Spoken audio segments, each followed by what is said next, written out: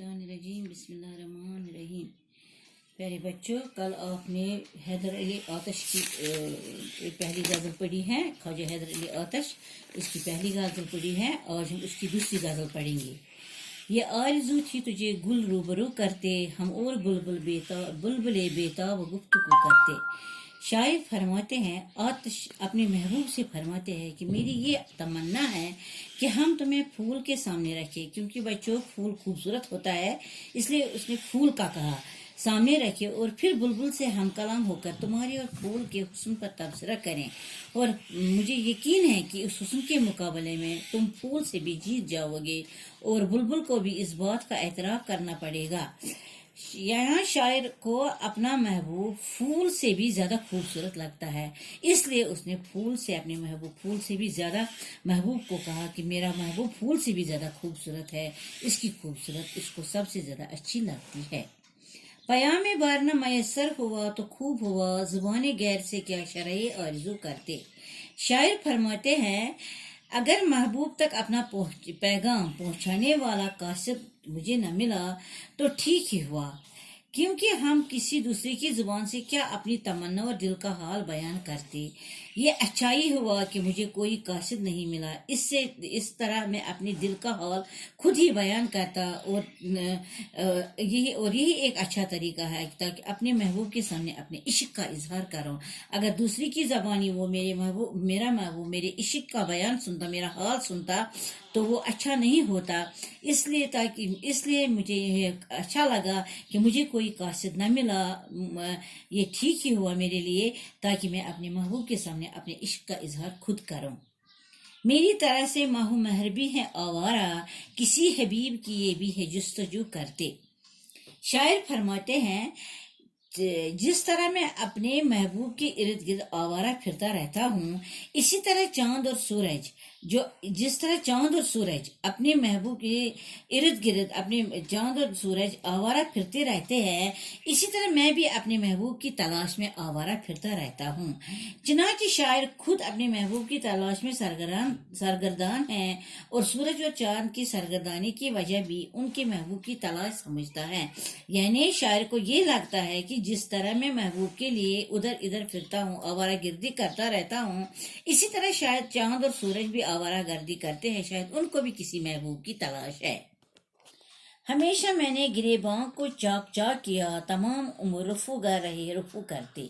शायर फरमाते हैं, मैं अपने इश्क के जुनून में हमेशा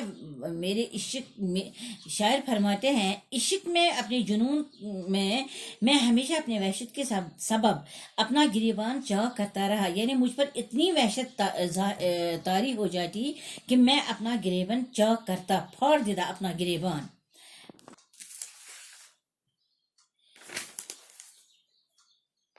चारागर यानी मेरा महबूब तमाम उम्र मेरा चारागर, यानी रफू, जिसको इसने कब बोला, रफू करने वाला, रफूगर मीन्स रफू करने वाला।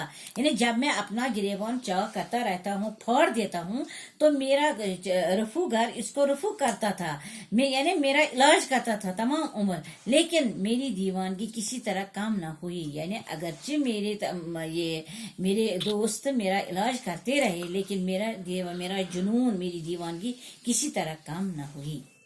जो देखते तेरी जंजीर उल्फत का आलम, असीर होने की आजाद आरज़ू करते। शायर अपने महबूब से मुखातिब होकर फरमाते हैं कि आजाद तबीयत के लोग भी अगर तुम्हारी जुल्फों का नजारा करते तो वो भी इन जुल्फों की जंजीरों में कैद होने की ख्वाहिश करते। यानी जो लोग आजाद रहना चाहते हैं, किसी का गुलाम बनना नहीं चाहते हैं, वो भी अगर तेरी ये खूबसूरत जुल्फें देखें तो वो उन जुल्फों का कैदी बनना चाहेगा। गोया एक मैं ही नहीं बल्कि कोई भी तुम्हारी खूबसूरत जुल्फों को देखकर तुम्हारा आशिक बन सकता है। ये काबा से नहीं बेवजह निस्बते रुखे यार, ये बेसबब नहीं मुर्दे को किबलरू करते। शायर फरमाते हैं कि महबूब के चेहरे को अगर खाने काबा से तशबीह देते हैं तो बिला वजह नहीं देते। महबूब के चेहरे में तो वाकई काबा की सी खासियत है, इसीलिए मरने के बाद भी आशिक को किबला की तरह मुंह करके लिटाया जाता है, ताकि मौत के बाद भी वो अपने महबूब के चेहरे का दीदार कर सके। یہ شاعر تلمیہ کی ایک مثال ہے۔ شاعر نے مردے کو قبلہ رو لٹانے کی جو وجہ بتائی وہ وجہ اصل میں نہیں ہے، وجہ اصل میں کچھ ہو اور شاعرانہ انداز میں بتائی اور کچھ جائے، اسے تلمیہ کہتے ہیں۔ سکھاتے نالائے شبگیر کو در اندازی، غم فراق کا اس چرخ کو ادو کرتے۔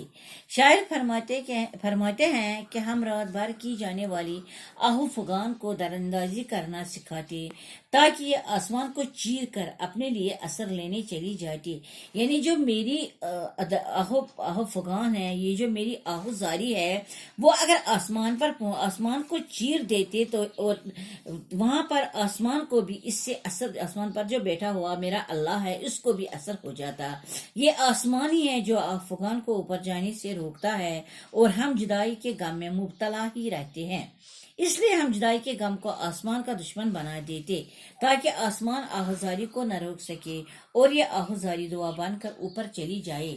یعنی جو شاعر کہتا ہے کہ میرے بیچ میں میری آہو فغان کے بیچ میں آسمان ہے، اگر اس کو کوئی چیر دے، اگر میری یہ آہوزاری یہ دراندازی بن جائے، یہ ایک وحشت بن جائے، تو یہ اس کو چیر دے گی اور میری یہ آہو فغان اوپر چلی جائے اور میری یہ آہوزاری دعا بن کر اوپر چلی جائے تاکہ میرا اللہ میری یہ آہوزاری قبول کر سکے۔